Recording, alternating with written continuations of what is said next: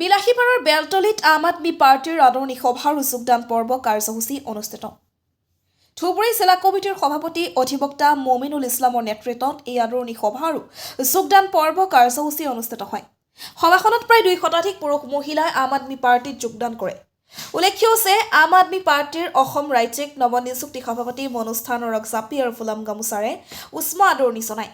সভাখনত ভাষণ প্ৰসংগত বিজেপি চৰকাৰক ব্যাপক তুলাধনা আম আদমি পাৰ্টিৰ সভাপতিগৰাকীৰ। সভাখনত উপস্থিত থাকে আম আদমি পাৰ্টিৰ অসম ৰাজ্যিক সাংগঠনিক সম্পাদক আশৰাফুল আলম সিকদাৰ, জাকিৰ হুছেইন আকন্দ, আম আদমি পাৰ্টিৰ যুৱ শক্তিৰ সভাপতি বাবুল বিকাশ চেতিয়া, সামাজিক মাধ্যমৰ সমন্বয়ক তাৰিফ হুছেইনৰ লগতে বিভিন্ন গাঁও পঞ্চায়তৰ দলীয় কৰ্মীবৃন্দ উপস্থিত থকা দেখিবলৈ পোৱা গৈছে। বিলাসীপাৰাৰ পৰা জহুৰুল ইছলামৰ report, north east frontier news.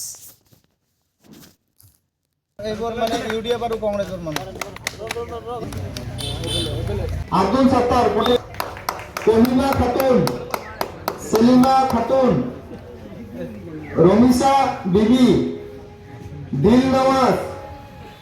কেনেকুৱা লাগিছে আপোনাৰ?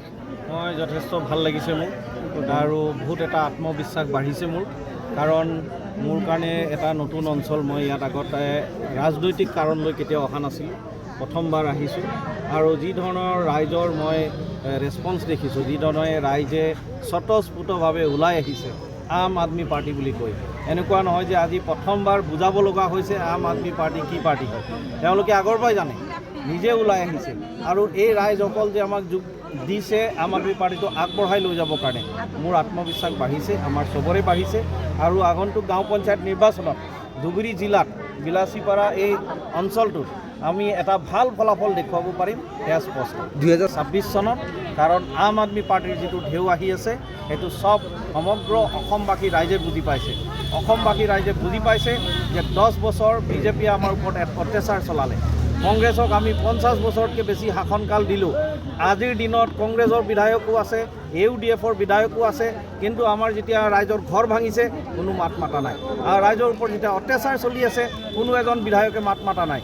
গতিকে ৰাইজে বুজি পাইছে যে এতিয়া পৰিৱৰ্তনৰ সময় আহিছে আৰু এই পৰিৱৰ্তনটো এবাৰ আম আদমি পাৰ্টিৰ উন্নয়নৰ ৰাজনীতিৰ কাৰণে এই পৰিৱৰ্তনটো দিব লাগিব। ইতিমধ্যে অখিল গগৈ ডাঙৰীয়াই বিভিন্ন বিধানসভা সমষ্টিত গৈ ৰাইজক আকৰ্ষিত কৰি পেলাইছে, এই সময়ত কি জনাব?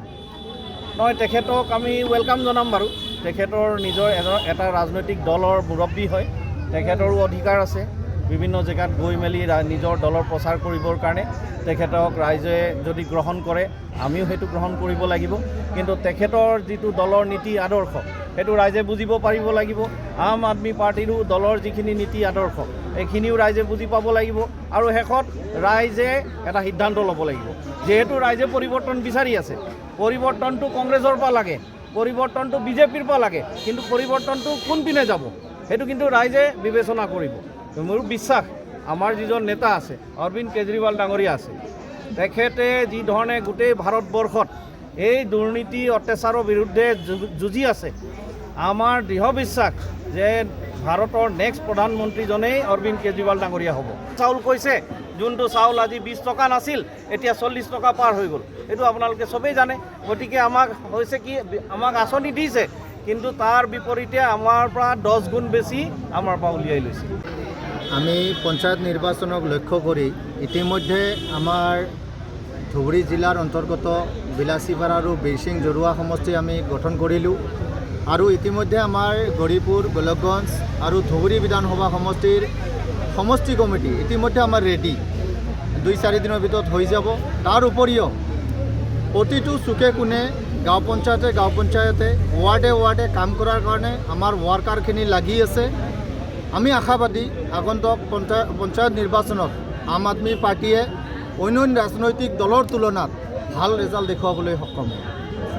ইতিমধ্যে দেখিবলৈ পাইছোঁ আম আদমি পাৰ্টিৰ কোনো আঞ্চলিক কমিটি নাই আৰু বুথ কমিটিও নাই, কেনেকৈ দলৰ সংগঠন ভেটি শক্তিশালী?